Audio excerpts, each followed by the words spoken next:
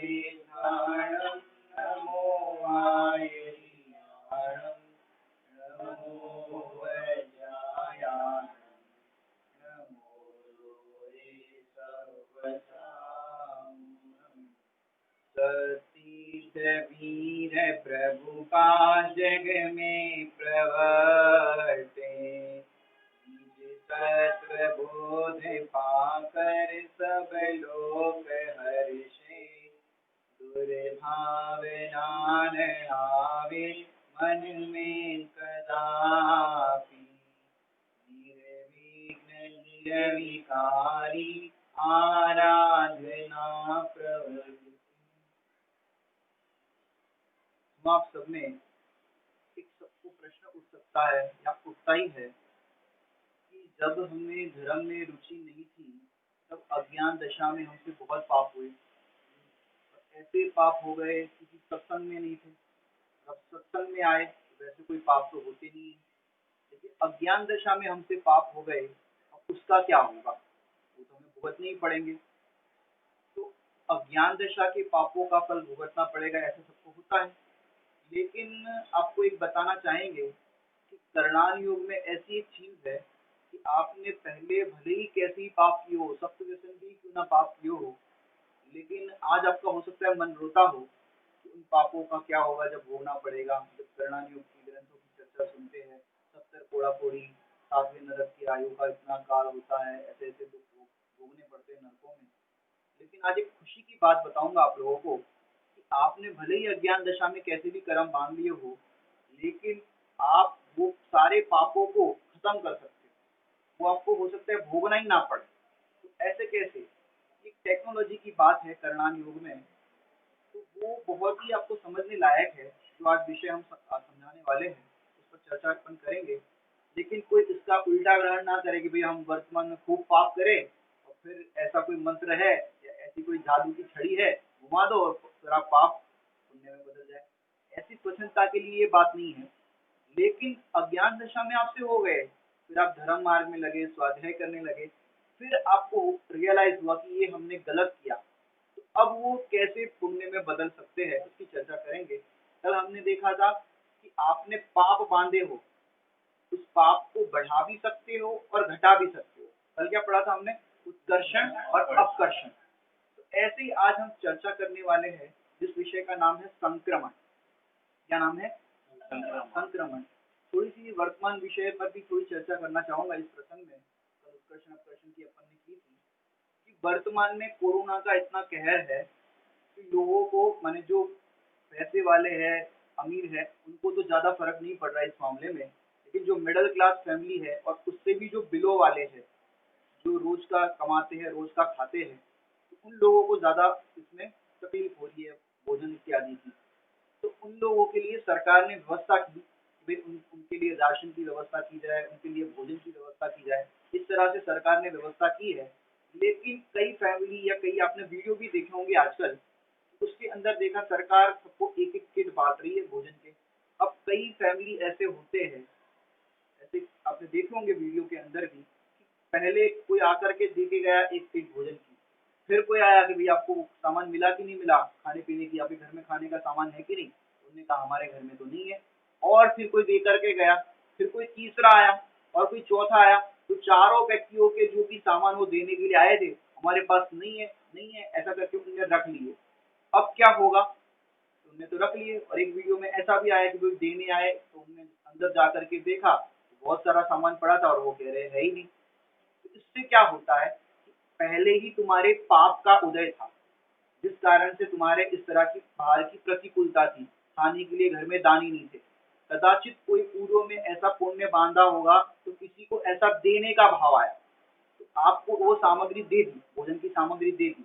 अब क्या हुआ, आपने कहा कि भाई हमारे पास नहीं है, होने पर भी कहा नहीं है, आपके एक दिन का भोजन उसके उतनी सामग्री थी, और फिर आपने कहा हमारे पास नहीं है या हमको मिला ही नहीं। तो उससे क्या होगा, वर्तमान का तो पाप का उदय, और आपने जो भविष्य में आने वाला जो पुण्य का उदय था उसको वर्तमान में ले लिया। उसकी कल चर्चा करेंगे हम। लेकिन आपने क्या किया, वर्तमान के पाप के उदय को नए पाप बंद करके उत्कर्षित कर दिया। ऐसा तीव्र उत्कर्षण आपने पाप का कर लिया कि आगे चल के वास्तव में आपको जब खाने की, भोजन इत्यादि की आवश्यकता होगी, तब कोई दान देने वाला नहीं मिलेगा। ये समझने वाली बात है। ऐसे हमारे जीवन में यदि कोई ऐसी कोई त्रुटि हो रही हो, ऐसा कोई हमारे हो, यदि दृष्टांत वर्तमान में देखा गया तो हमने बताया कि तीव्र पाप का बंद होगा। दूसरा क्या कि कई लोग ऐसे हैं, क्योंकि आपके हिस्से की तो एक किट थी और आपने 4 जन के हिस्से की ले ली समझो, तो क्या होगा, उन 4 लोगों को कदाचित ना मिले, 4 परिवार को वो खाने पीने की सामग्री नहीं मिली। ऐसे कई जगह आपने न्यूज में भी देखे होंगे, लोगों को वो सामग्री पहुंच नहीं पा रही। अब नहीं पहुंच पा रही तो क्या होता है, एक आध जन ने ऐसे ही 4 किट ले लिए तो सामग्री कम पड़ गई, वहां पहुंच नहीं पा रही। और ऐसे कई फैमिली या कई घरों में आपने देखे होंगे, उस तरह के वीडियो भी आए हैं, न्यूज में भी आया कि कई लोग भोजन नहीं मिलने के कारण भी मर जाते हैं, दाने दाने के लिए तरसते हैं। अब वो जो मरे उसकी क्रूरता का पाप भी आपको लगेगा, क्योंकि आपने तो अपना पेट भरने की सोची, पर हम 4 जन के हिस्से का खाना ले लेंगे तो जिनको नहीं मिलेगा उनका क्या होगा। ये तीव्र क्रूरता है और इससे तीव्र उत्कर्षण होगा पाप बंध का, जिससे आपको समय पर भोजन नहीं मिलेगा, समय पर पानी नहीं मिलेगा, समय पर दवाई नहीं मिलेगी। इस तरह के परिणाम करणान योग से बताए जाते हैं कि भाई तुम्हारे परिणाम जो कर रहे हो उसका फल क्या आएगा। इस तीव्र उत्कर्षण का परिणाम है, इसका विचार करने लायक है। आगे हम चर्चा जो कर रहे हैं अभी संक्रमण की दृष्टांत से समझते हैं। जैसे आपने किसी से कर्जा लिया तो क्या होगा, भैया भुगतना पड़ेगा, मैंने जो भी लिया है वो देना पड़ेगा। लेकिन ऐसी एक थियरी है जैन दर्शन के अंदर, आप कर्जा लो और माफ हो जाए, कर्जा लो और माफ हो जाए। हाँ, एक ऐसी थियरी है जिस विषय का नाम है संक्रमण। क्या नाम है? संक्रमण। उन्हें आपको देना नहीं पड़ेगा, इसका नाम है संक्रमण। इसको इंग्लिश में अगर कहे तो कन्वर्जन, कन्वर्ट ये भी कह सकते हैं। समझते हम कि जैसे आपने बांधा हो पाप, अब वही पाप जो बांधा हुआ है वो पुण्य में बदल जाए। आपने व्रत आदि, पूजन, स्वाध्याय इत्यादि करके बांधा हो पुण्य, और वो सारा पुण्य पाप हो जाए। दोनों बातें समझना, नहीं तो हमने अभी शुरुआत में तो ये कहा भाई आपने बांधा पाप और पुण्य हो जाए, लेकिन दोनों बातें समझना, बांधा हो पाप और हो जाए पुण्य, और व्रत उपवास इत्यादि करके शतावश्यक के कार्य करके विशुद्ध परिणामों से आपने बांधा हो पुण्य और वो हो जाए पाप में कन्वर्ट। दोनों स्थितियां हो सकती है।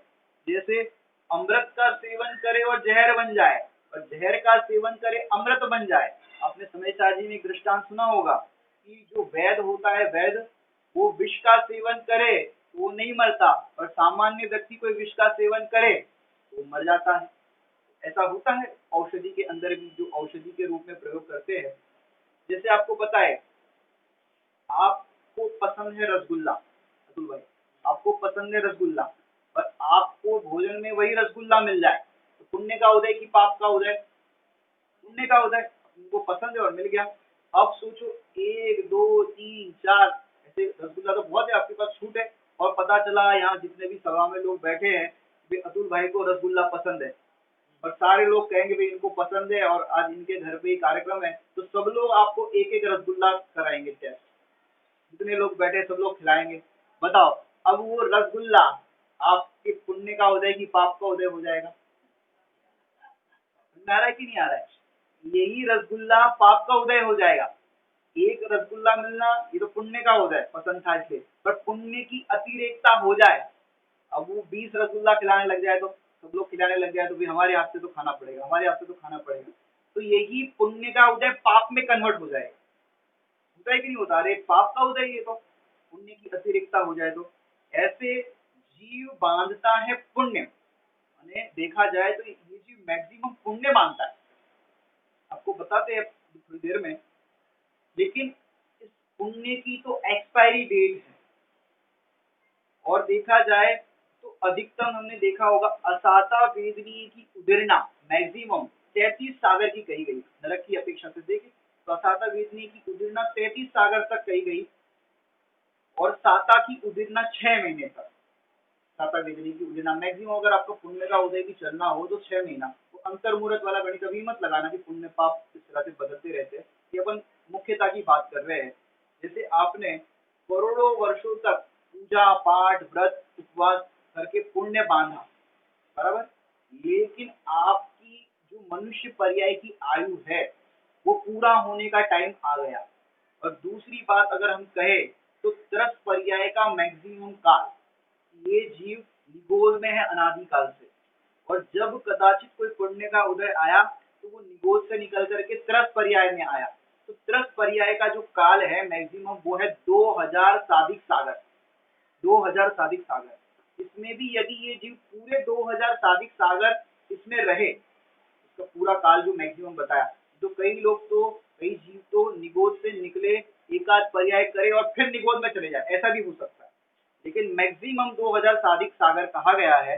उसमें भी यदि ये जीव ज्यादा से ज्यादा बांधता है पुण्य और कम बांधता है पाप, क्योंकि आप देखो उसका रेशियो कि 2000 साधिक सागर के अंदर आप देखो स्वर्ग की आयु कही कितनी, 1360, 1360 सागर कितनी कही, स्वर्ग की आयु कही, और बचे कितने 640 सागर आयु कही नरक की। और साधिक के अंदर मनुष्य और तिर्यन गिन लेना। सोचो इसका मतलब क्या हुआ, ये जीव बांधता है पुण्य ज्यादा, स्वर्ग ज्यादा जाता है नरक कम जाता है, लेकिन फिर भी देखो पाप का पुण्य में कन्वर्जन, करोड़ों वर्ष तक पूजा इत्यादि कार्य करे, समझो एक एक सेकंड करोड़ों रुपए के डायमंड भगवान के चरणों में समोषण में चढ़ाए, भगवान की पूजा अर्चना करे, लेकिन उसकी मनुष्य पर्याय का काल पूरा हो तो फिर कहाँ जाना पड़ेगा, फिर से निगोद, जहाँ से आए थे वहां 2000 शादी पूरा हुआ तो कहाँ जाएगा, निगोद ही जाएगा, चाहे डायरेक्ट जाए या वाया जाए, ऐसे भी जाएगा कि नहीं जाएगा। तो 2000 साधिक सागर मिलता है। अब इतना व्रत उपवास उसने किया, करोड़ों रुपए के डायमंड भगवान के चरणों में चढ़ाए, वो सारा पुण्य का क्या हुआ, वो सारा पुण्य कन्वर्टेड इनटू पाप, वो सारा पाप में बदल गया। क्योंकि हर चीज की एक्सपायरी होती है, आपने देखा होगा घरों के अंदर भी दूध है, दही है, और जितनी भी सारी चीजें बनाते हो, दाल रोटी सब्जी, सबकी एक्सपायरी निश्चित है। अब चरणाइयों के ग्रंथ में पढ़ना, नमक की मर्यादा कितनी होती है, नमक पीस लिया तो अंतर्मूर्त पीसने वाला, और फिर उसको कुछ जीरा वगैरह मसाले मिला दो तो 6 घंटे, इस तरह से उसकी मर्यादा होती है। और भी चीजों की सब मर्यादा होती है, आटे की सब ऋतु के हिसाब से मर्यादा होती है। तो ये हर चीज की मर्यादा होती है, एक्सपायरी होती है। तो यहाँ पर पुण्य की भी एक्सपायरी है, लेकिन पाप की एक्सपायरी नहीं है। असाता की तो कितने लंबे टाइम तक चलेगा असाता का, उसकी एक्सपायरी नहीं है। जैसे जहर की एक्सपायरी क्या होती है, जहर खरीद कर लेकर के आओ दुकान में से, मेडिकल में से मिलते हैं, मेडिकल में जहर खरीद करके लेके आओ, और जहर की एक्सपायरी कितनी है, जहर की एक्सपायरी नहीं है। तो यहाँ पर हम चर्चा कर रहे हैं संक्रमण विषय पर, कन्वर्ट माने पाप का पुण्य में, पुण्य का पाप में कैसे बदलाव हो सकता है, ये लेशा के परिणामों का इम्पैक्ट, इंप्रेशन बता रहे हैं मेन। तो जैसे देखो आप अमेरिका से 1 लाख का इंजेक्शन मंगाओ, कोरोना चल रहा है ना, तो कोरोना किसी को हो गया हो और 1 लाख का इंजेक्शन आपने मंगाया, 1 लाख का इंजेक्शन मंगाया, आपके पास आया और उस पर एक्सपायरी डेट लिखी है कल की, आज आपके पास इंजेक्शन आया और उस पर एक्सपायरी लिखी है कल की, तो बताओ दोगे कि नहीं दोगे, नहीं दोगे। क्यों नहीं दोगे भाई, कल एक्सपायर हो गया। अभी जिस पेशेंट को देने वाले हैं ये इंजेक्शन, वो समझो एक्सपायर नहीं होने वाला होगा तो भी एक्सपायर हो जाएगा, एक्सपायरी डेट लिखी है, दृष्टांत को दृष्टांत के हिसाब से लेना। ऐसे यहाँ पर भी पुण्य का उदय जो है, वो पुण्य का उदय भी पाप में कन्वर्ट हो जाता है यदि इस तरह से प्रयोग किया जाए तो। ऐसे जहर अमृत में, अमृत जहर में किस प्रकार से होता है, जैसे मैं एक सरल दृष्टांत दूं, जैसे मैं विद्वान हूँ, यदि मैं यहाँ पर किसी को डांट दूं या कोई मैं मुनिराज की निंदा करूं या किसी की भी निंदा करूं या ऐसी कोई बात कहूं किसी के संदर्भ में, तो क्या होगा, प्रवचन सुनते हो तो आप प्रवचन सुन करके प्रशंसा करोगे, लेकिन मैं यदि किसी को यहाँ डांट दूं या किसी की निंदा करूं या किसी के संदर्भ में कोई बात कहूं, तो सारा मेरा पुण्य कन्वर्टेड इनटू क्या हो जाएगा, पाप।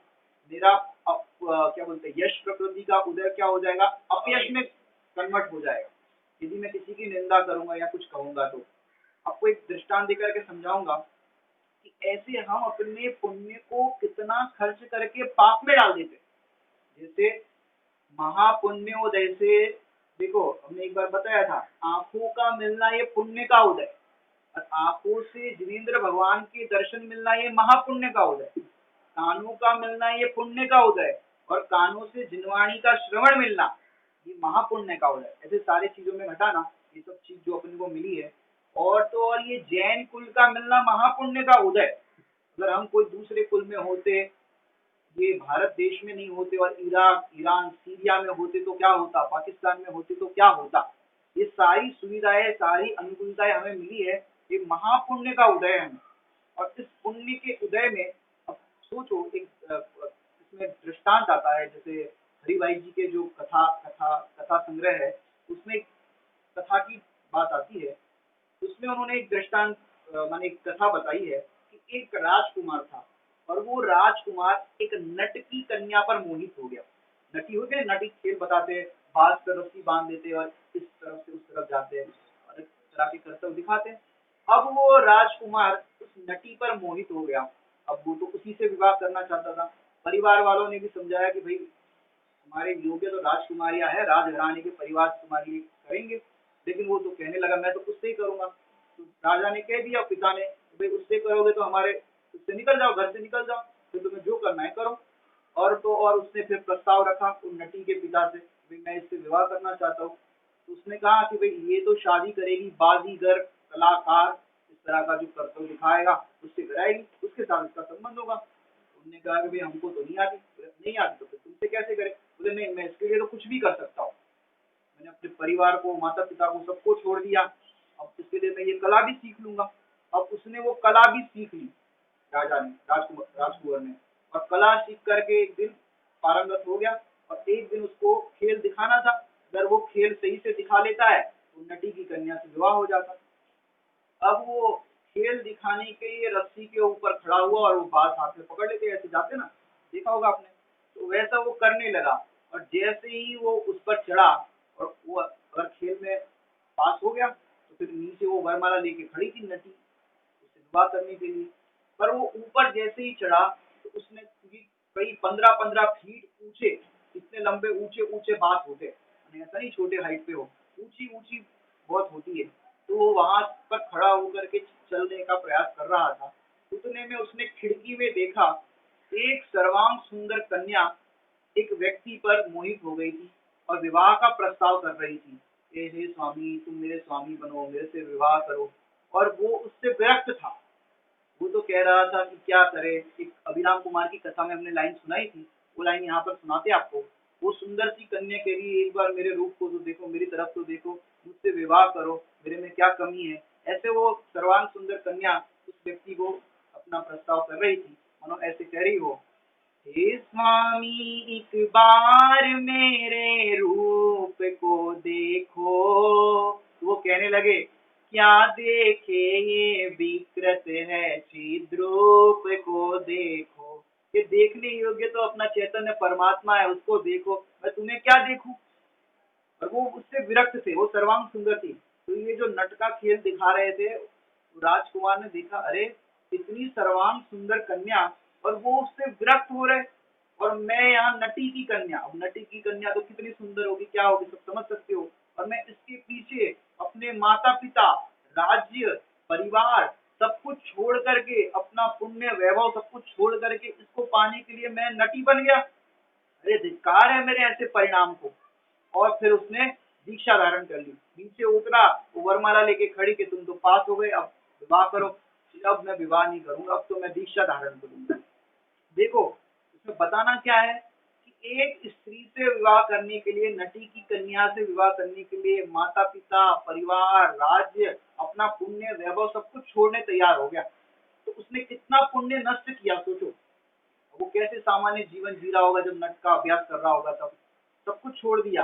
जैसे आजकल के बच्चे भी क्या करते हैं, मैं तो विवाह करूंगा तो फलाने से करूंगा, चाहे वो निचली जाति का हो, चाहे अन्य धर्म का हो, विधर्मी हो, मुसलमान हो, चाहे जैसे परिवार में लड़कियां शादी करती है, लड़के शादी करते हैं, भाई मैं इससे करूंगा।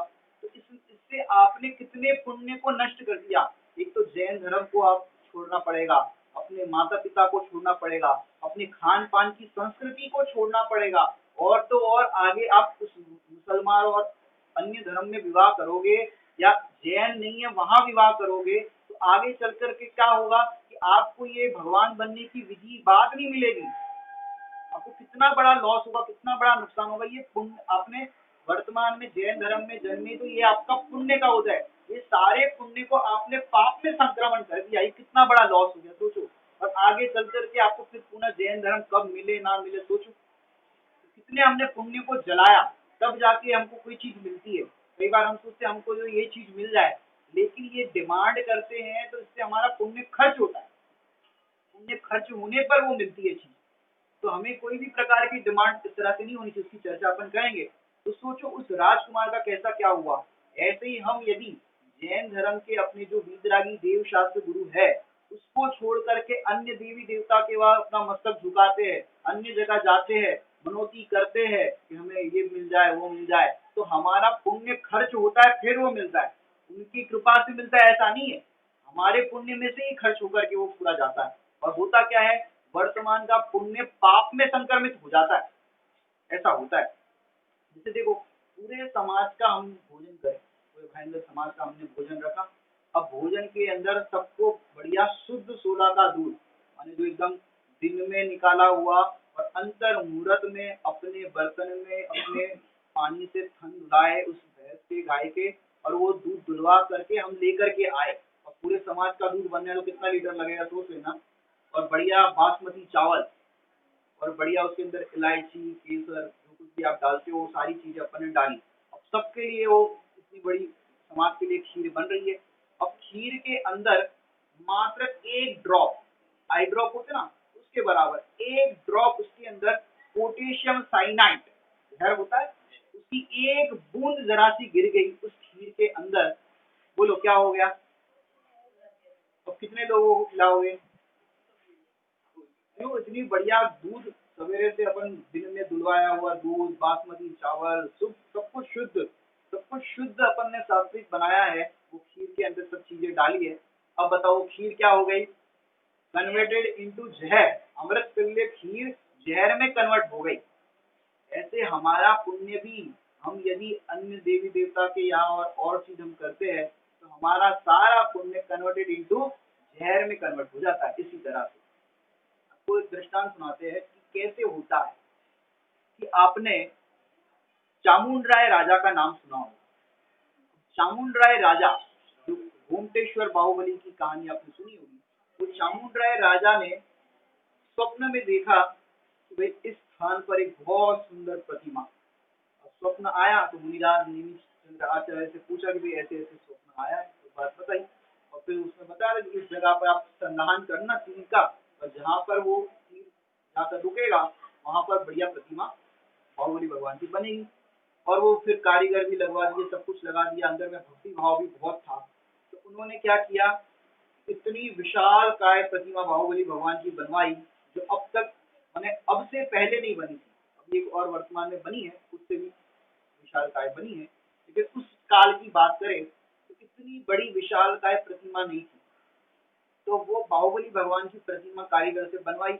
वो कारीगर भी ऐसा कि ब्रह्मचर्य व्रत का पालन करता था, उसकी पत्नी भोजन लेकर के आए तो उस पत्नी की ओर भी नहीं देखता था, रात्रि भोजन नहीं करता था। इस तरह से उसने भी बड़े भक्ति भाव से प्रतिमा बनाई। और तो और राजा ने कहा था, चामुंड राय राजा ने, कि भैया तुम जितने बड़े बड़े पत्थर निकालोगे उतने बराबर तुम्हें चांदी तोल के दूंगा। उसके बाद तुम छोटे छोटे टुकड़े निकालोगे प्रतिमा के, उसके बराबर मैं सोना तोल के दूंगा। और उसके बराबर तुम रज जितनी फिनिशिंग में निकालोगे उसके बराबर हीरे तोल के दूंगा। इतना भक्ति भाव मतलब बनाने का राजा को, वे कोई कमी नहीं रहनी चाहिए, पूरी एकदम व्यवस्थित बननी चाहिए। और अंत में हीरे तोल कर दे रहे थे, फिर कहा कि और कहीं पर कमी रह गई हो तो और आप फिनिशिंग करके रज निकालो। तो वो भी लोभी नहीं था, उसने कहा कि भाई अब मैं अगर कुछ करूंगा प्रतिमा को तो फिर खंडित हो जाएगी, अब इसमें कुछ बाकी नहीं है। इतना मतलब फिनिशिंग करके वो प्रतिमा बनाई। और जब वो प्रतिष्ठा का समय आया, जो अपन कहते ना प्रक्षाल करने का समय आया, प्रतिष्ठा होने के बाद, प्रतिष्ठा होने के बाद जब पंचकर्ण के बाद प्रक्षाल का समय आया और चामुंड राय राजा को अंदर में क्या हुआ कि आज पूरा समाज, आज पूरे भारत भर के लोग और भी जहाँ के भी लोग होंगे सब आ रहे हैं इस पंच कल्याण प्रतिष्ठा महोत्सव का लाभ लेने। इतनी विशाल काय प्रतिमा किसी ने नहीं बनाई। ऐसा अंदर में मान कषाय का जहर, जो चर्चा कर रहे थे, मान कषाय का जहर अंदर आ गया। फिर क्या हुआ, वो प्रक्षाल करने के लिए कलश चढ़ाए, लेकिन पूरी प्रतिमा का अभिषेक ना हो। वो सब विचार करने लगे, भाई क्यों नहीं जा रहा है पानी नीचे तक, जल क्यों नहीं, जल की धारा नीचे तक क्यों नहीं जा रही। सब विचार करने लगे और फिर सोचा कि भाई ऐसा क्या होगा। तो फिर गिरिराज से पूछा या ऐसा प्रसंग बना, तो बताया कि भाई तुम्हें मान कसाई हो गई, इस कारण से ऐसा हुआ है। अब यहाँ पर कोई निर्दोष व्यक्ति होगा जिसके परिणाम में विशुद्धता होगी, उससे ये जल मैंने जलाभिषेक होगा। वहां पर एक छोटा सा बालक था, वाले का ऐसा छोटा सा बालक था, वो भी छोटी सी लुटिया लेकर के आ गया था प्रक्षाल करने के, भी हम भी करेंगे भगवान जी का प्रक्षाल। तो सब लोग वहां पर थे, तो छोटे से बालक के माध्यम से वो प्रक्षाल संपन्न हुआ। ऐसा अलग अलग कहानियों में सब आता है। तो मूल बात तो यहाँ पर कहने की ये है कि इतनी भक्ति भाव से, उदारता से दान दे करके, धन दे करके इतनी विशाल प्रतिमा बनवाई, और फिर एक अंत समय में प्रक्षाल के समय, अभिषेक के समय वो मान कसाय का जहर आ गया, तो क्या हुआ, सारा पुण्य कन्वर्टेड इनटू पाप में बदल गया। जैसे हम भी अनुष्ठान करते हैं, विधान कराते हैं या बोली लेते हैं प्रतिष्ठा में और सब काम करते हैं, लेकिन यदि वो कार्य में आपको अगर मान कसाय चढ़ गई कि हमारे जैसा कोई नहीं, हमारे जैसा किसी ने दान नहीं दिया, मेरा फोटो खींच रहा है, मेरा वीडियो बन रहा है, मेरा ऐसा हो रहा है, तो आपका सारा पुण्य कन्वर्टेड इनटू पाप में हो जाएगा। ये संक्रमण है, ये समझने वाली बात है। एक बार हम अपनी घटना बताए, हम चौके में एक जगह पे पानी छान रहे थे, दो दो भैया थे, पानी छान रहे थे, आश्रम में से पानी छान रहे थे। तो वो भैया बोले आज तक हमारे हाथ से कभी छन्ना नहीं गिरा। दो जन पकड़ते, मोटा छन्ना होता है, एक जन पानी डालता है, दो जन दो दो छेड़े पकड़ते उसके, दो दो छोर पकड़ते उसके और पानी डालते। आज तक मेरे हाथ से कभी छन्ना नहीं गिरा। जरा सा एक विकल्प आ गया तो क्या हुआ, उसी समय छन्ना गिर गया उनके हाथ से, बैलेंस ये हो गया। फिर वो छन्ना गिर गया तो पानी अनछना हो गया, तो दूसरा छन्ना लाया फिर छाना, वो बात अलग है। लेकिन कहने की बात क्या है कि जब जब आपको किसी चीज का अहंकार मन में होगा, ईगो होगा, तब वो सारा पुण्य या आपसे जो चीज अच्छी बनती थी आप बनाकर अब तक वो कर रहे थे, वो सारा पुण्य कन्वर्टेड इनटू पाप में बदल जाएगा। ना है कि आप रोटी, पहली रोटी बढ़िया फुलाओ, देखो हमारे जैसी रोटी कोई नहीं फुला सकता, कितनी बढ़िया फूल रही है, और दूसरी रोटी आप बनाने जाओ तो जल जाएगी। क्या हो गया, ये पुण्य सारा पाप में कन्वर्ट हो गया। एक बार पंडित साहब, आदरणीय भाई साहब, सोन प्रकाश जी भाई साहब, इतनी बढ़िया रोटी बनी है, ऐसी रोटी कोई नहीं बना सकता। फिर तुरंत दूसरा वाक्य बोले, हम भी नहीं बना सकते। पहला वाक्य क्या बोले, ऐसी रोटी कोई नहीं बना सकता, और फिर दूसरा वाक्य बोले हम भी नहीं बना सकते। दोबारा समझ आया कि नहीं आया। हमको लगता है भाई हमारे जैसा कोई नहीं, हमारे जैसा कोई नहीं, हम ऐसा काम कर रहे हैं, हम दुकान चला रहे हैं, हम घर को चला रहे हैं। अरे कोई नहीं चला रहा है, सब स्वतंत्र है। जरा सा अहंकार हुआ और परिणाम फिर देखो, अच्छा लिखने का, अच्छा बोलने का, देह मन वाणी जितनी भी आप मन वचन काय की क्रिया देख लो, जहां जरा सा अहंकार आपके हुआ, आपका काम बिगड़ेगा। अब देख लेना, आपका पुण्य पाप में ही बदल जाएगा तुरंत।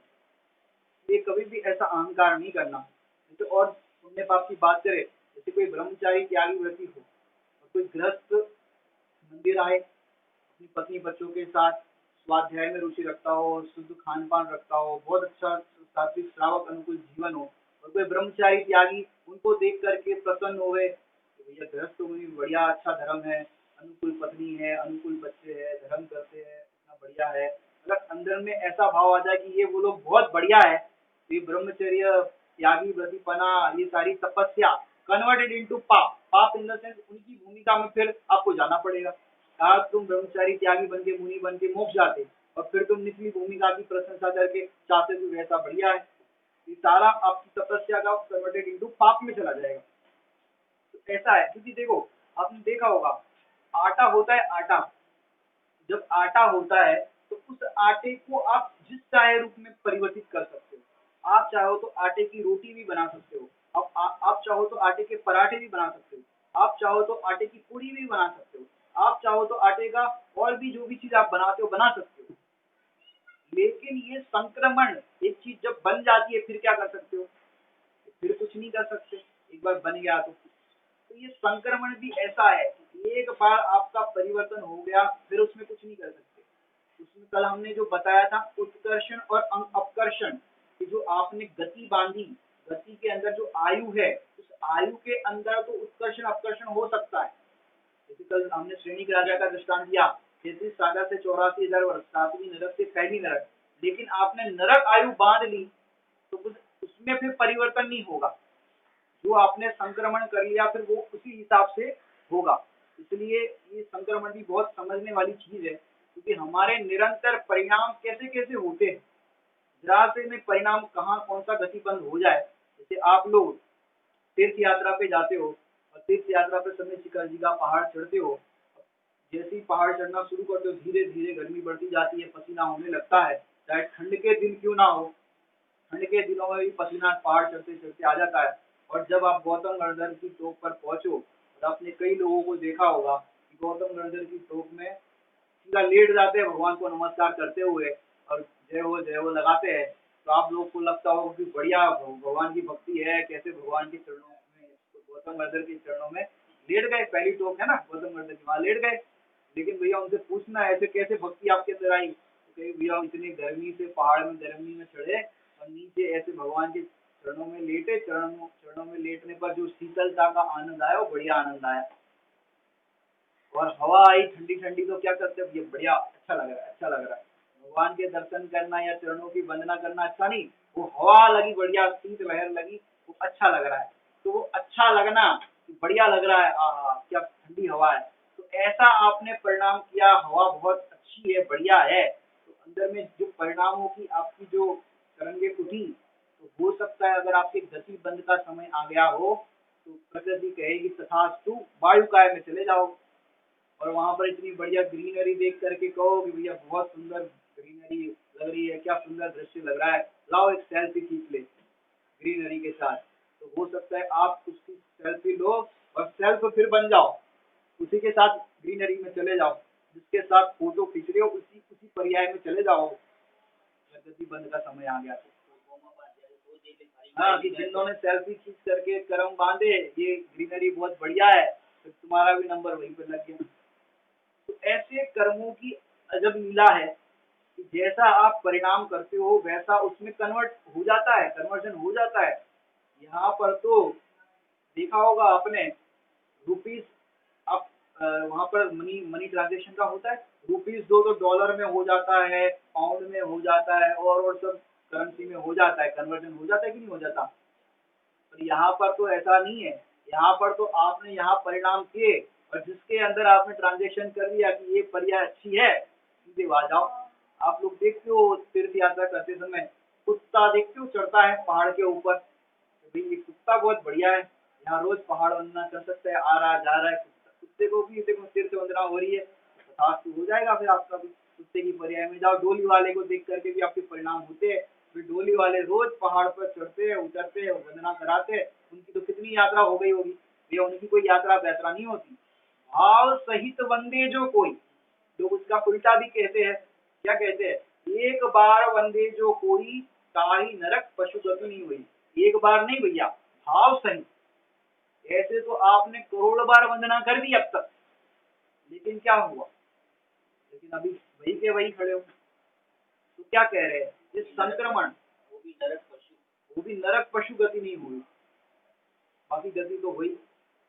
यहाँ पर क्या कह रहे हैं कि जो परिणाम होते हैं हमारे, जो निश्चय की हम चर्चा कर रहे थे उसमें संक्रमण, हमारे परिणाम वैसे ही संक्रमित हो जाते हैं। और आपको बताए, आपने पुराण यदि पढ़े हो तो पुराण के अंदर द्रौपदी के पूर्व भव की कथा पढ़ना। द्रौपदी के पूर्व भव में देखे तो दुर्गंधा नाम की कन्या, ये कहानी आती है, दुर्गंधा नाम की कन्या कि वो द्रौपदी के पूर्व भव के अंदर जब वो गर्भ में आई द्रौपदी का जीव, तो उसके पिताजी चले गए, उनका देहांत हो गया। जब द्रौपदी एक दुर्गंधा का जन्म हुआ, उसकी माता जी का देहांत हो गया। जैसे तैसे लोगों ने कैसे भी पाला, और जब वो 14-16 साल की हुई तो उसके शरीर से बदबू आती थी, बहुत दुर्गंध आती थी, पूरा शरीर दुर्गंधित था, कोई उसको पास में खड़े रहने नहीं देता था, कोई उससे बात नहीं करता था, कहीं पर वो खाने के लिए भी भोजन मांगने जाए तो लोग उसको धुतकार के उसको भगा देते थे। ऐसी तो उसकी दशा थी। उस दुर्गंधा के भी पूर्व में ये बात करें तो कोई मुनिराज की उसने निंदा की थी, उसके फल में वर्तमान में ऐसी दशा हुई। अब वो क्या करे, बेचारी दुर्गंधा थी, कोई रहने नहीं दे पास में, तो नदी किनारे वो नाव चलाती थी, आजीविका करती थी, जैसे तैसे अपनी गुजर बसर करती थी। एक दिन एक आरिका माता जी वहां पर नदी किनारे आए थे। अब उनको उस तरफ जाना था, उसको खड़े रहे थे आरिका माता जी, तो उसको मन में समझ में आया कि माता जी को उस तरफ जाना है। अब वो तो निवेदन करेंगे नहीं कि भाई हमको जाना है, पार करा दो। उसने ही निवेदन किया दुर्गंधा ने कि माता जी आपको उस पार हम छोड़ दें। तो माता जी ने सहज स्वीकृति करके नाव में बैठ गए। दुर्गंधा कन्या ने माता जी का सौम्य स्वरूप, शांत स्वरूप देख करके अंदर में परिणाम उसके ऐसे हुए दुर्गंधा के, हे माता जी, मैंने ऐसे पूर्व में कौन से पाप किए हैं, ऐसी मैंने कौन सी विराधना की है, ऐसा क्या मैंने किया है कि लोग मेरे को जहाँ जाती हूँ वहाँ धिक्कारते हैं, लोग मेरे को पास भी खड़ा रहना पसंद नहीं करते, मेरे शरीर से इतनी बदबू आती है, मुझे कोई पसंद नहीं करता, ऐसा मैंने क्या पाप किया है, क्या ये पाप का उदय बदल नहीं सकता, मैं क्या करूं। तो माता जी ने कहा कि बेटा, यदि सुखी होना चाहती हो तो दीक्षा धारण करो और दीक्षा लेकर के स्वरूप की आराधना करो, तो तुम्हारे ये सारे पाप धल जाएंगे। तो उसने फिर नाव चलाने का काम छोड़ दिया, माता जी के साथ रहने लगी और समय पाकर दीक्षा भी धारण कर ली। ये द्रौपदी के जीव की पूर्व की बात कर रहे हैं। और दीक्षा धारण करने के बाद तपस्या करने लगी, तो स्वाध्याय इत्यादि भी उसका हो गया। फिर क्या हुआ, एक दिन एक उद्यान के अंदर वो दुर्गंधा जो कन्या कालिका माता जी बने थे, वो ध्यान कर रही थी। ध्यान करते करते वहां पर जंगल में एक वेश्या 5 पुरुषों के साथ रम रही थी। तो उनके हास्य का आवाज सुनने पर वो कालिका माता जी का ध्यान भंग हुआ और माता जी ने देखा, अरे ये सुंदर कन्या और 5 5 पुरुष उसके साथ रम रहे हैं। तो अंदर में एक अपनी भाषा में कहे तो इंफीरियरिटी कॉम्प्लेक्स तो था ही, वे मेरे को कोई पसंद नहीं करता, मेरे साथ कोई बात नहीं करता, मेरे तो पूर्व का तो अंदर में संस्कार पड़ा ही था, वे इसको लोग पसंद कर रहे हैं, 5 5 पुरुष उसके साथ रम रहे हैं, मेरे साथ कोई नहीं रमता, मेरे साथ भी अगर कोई रमता, कोई मेरे से बात करता, ऐसा होता तो अच्छा होता। अब उसने उन माता जी ने, दुर्गंधा जो कन्या थी, वो माता जी ने सारी तपस्या, सारा पुण्य, सारी पवित्रता सब नष्ट कर दी। माने ये सारा पुण्य जो कमाया था आरिका माता जी बन के, वो सारा पुण्य कन्वर्टेड इनटू पाप, तो पाप में बदल गया और आगे चल के वो द्रौपदी बनी। और द्रौपदी बनने पर क्या हुआ, सब स्वयंवर का सब प्रसंग हुआ।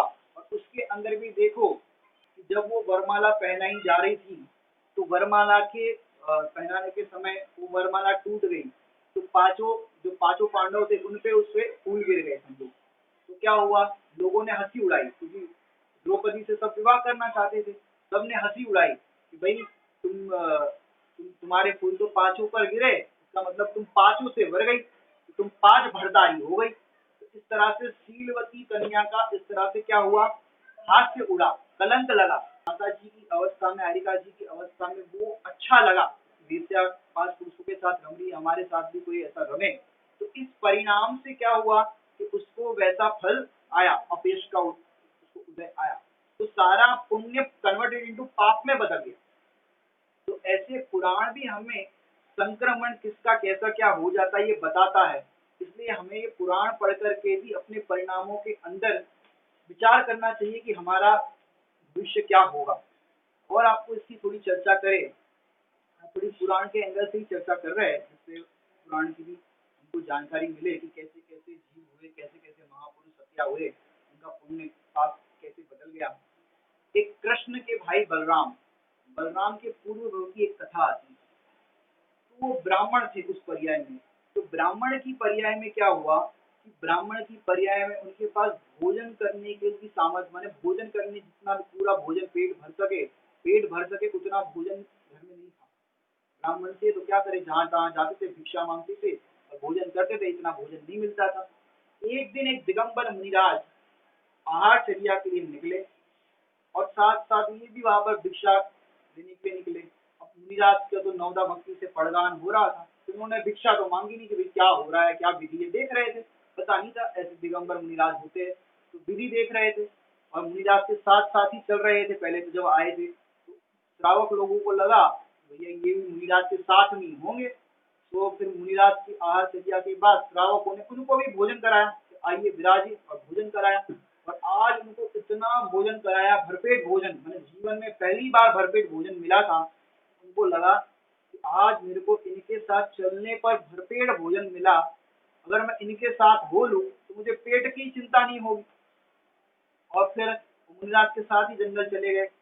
उनने बताया कि भाई हमको तो ऐसा ऐसा है, पूरा बताया, भोजन मिलता नहीं और आज आपके साथ आए तो भोजन मिल गया। मुनिराज ने जाना ये तो भव्य जीव लगता है। मुनिराज ने कहा कि चलो कोई बात नहीं, तुम हमारे साथ रहोगे? बोले हाँ क्यों नहीं रहेंगे, हमारे पेट की चिंता ही खत्म हो जाएगी। बोले फिर हमारी तरह हो जाना पड़ेगा, मुनि बनना पड़ेगा। बोले ठीक है कोई बात नहीं। थोड़े दिन साथ में रखा, सब चीजें चर्या वगैरह सिखाई, स्वाध्याय कराया, फिर उसको भी दीक्षा दे दी। और दीक्षा देने के बाद तपस्या करने लगे और सब पुण्य भी बढ़ गया। अब फिर एक दिन एक राजा का पूरा काफिला जा रहा था, काफिला समझते हो, राजा की पूरी सेना और सब कुछ उसका जा रहा था, ठाट बाट पूरा जा रहा था। और वो मुनिराज भी वहां से जा रहे थे, समझो जंगल की ओर से वो पूरा जा रहा था राजा का काफिला। तो मुनिराज ने देखा, अरे वाह कितना सुंदर रथ है, कितना सुंदर मुगट है, कितने सब सेना वाले और सब उनकी क्या ठाट बाट है। तो ठाट बाट देख करके वो बलराम के जो पूर्व भाव में जो मुनि दीक्षित हुए थे, बलराम का जीव, अरे कितना सुंदर ठाट बाट है, हमने अपने जीवन में ऐसा कभी नहीं देखा। हम इतनी तपस्या तो कर रहे हैं, तो तपस्या के फल में हमें मिल जाएगा। तो ऐसा अंदर में निदान बंद किया कि यदि मेरी तपस्या का कोई फल हो तो ऐसा हमें मिल जाए। वो उनको क्या हुआ कि सारी तपस्या जो कर रहे थे उसके फल में मुक्ति मिल सकती थी, मोक्ष मिल सकता था, लेकिन हुआ क्या, तो फिर वो सारा पुण्य खत्म करके फिर से पुनः मनुष्य पर्याय में फिर बलराम हुए। तो कहाँ मुक्ति मिल सकती थी। कथानक में तो ऐसा लिखते हैं, हाय हाय ये तूने क्या किया, चरण धोने के लिए तूने अमृत का प्रयोग कर दिया। ऐसे अच्छे अच्छे बहुत सुंदर वाक्य है। द्रौपदी के झील के पूर्व की भवी जो भी घटना सुनाई, उसमें भी अगर देखे तो वो उस पर्याय में तपस्या करके सम्यक दर्शन ज्ञान चरित्र रत्नत्र प्राप्त कर सकती थी, स्त्रीलिंग छेद सकती थी, और स्त्रीलिंग छेद करके स्वर्ग जाके फिर मनुष्य पर्याय से मोक्ष जा सकती। लेकिन हुआ क्या, सारा पुण्य खत्म करके पाप में बदल दिया। तो ऐसे हम भी अपने पुण्य को पाप में बदलते हैं। विचार करने लायक है। आपने देखा होगा, आपको नौकरी गवर्नमेंट चाहिए या क्या बोलते हैं प्राइवेट नौकरी चाहिए या गवर्नमेंट नौकरी चाहिए, लोग कहेंगे गवर्नमेंट। गवर्नमेंट तो बढ़िया नौकरी होती है, प्राइवेट में तो कोरोना का और ऐसा कोई चक्कर आ जाए तो फिर कहे कल से मत आना। गवर्नमेंट में एक बार अपनी जॉब लग गई परमानेंट वाली तो कोई हटा नहीं सकता, तो परमानेंट हो गई। और वहां से भी जो सैलरी हो वो तो हो, लेकिन अंडर टेबल भी मिलता है। और तो और लोग ऐसी प्रशंसा भी करते हैं कि हमारे लाला जी, हमारे कंवर साहब, क्या बोलते हैं, हमारे दामाद, हमारे जमाई। और एक साल पहले तो हमारा इनका कुछ ज्यादा था नहीं जब विवाह हुआ था, लेकिन 2 साल के अंदर तो कितनी बड़ी कोठी, कितना बड़ा बंगला बना दिया। और तो और मर्सिडीज और ऑडी गाड़ी, और तो और सब बहुत कुछ उनने अंडर टेबल बहुत कमाया। ऊपर से पगार तो मिलती है, ऊपर से मलाई भी मिलती है। एक तो अपन उसकी अनुमोदना करते हैं, भाई बहुत बढ़िया ठाट बाट है। इससे क्या होगा कि भैया सारा पुण्य कन्वर्टेड इनटू पाप में बदल जाएगा। इसलिए विचार करने लायक है कि ये जितना भी सब कुछ आपको मिला है ये पुण्य के उदय से मिला है। यदि आप इसका दुरुपयोग करते हो तो ये पुण्य, चाहे वो आपकी का प्रभाव हो, पुण्य हो, कभी इसका दुरुपयोग नहीं करना चाहिए। ये तो कन्वर्टेड इनटू पाप में बदल जाएगा, तो हो गया है। तो इस तरह से पुण्य पाप में बदल जाता, ये तो हमने देखा पुण्य पाप में बदल जाता है। अब कल हम चर्चा करेंगे, ये हमने लिया कि अपना जो वर्तमान पुण्य का उदय है वो कैसे पाप में बदल जाता है। अब पाप कैसे पुण्य में बदल जाए इसकी चर्चा अपन कल करेंगे। ओम नमः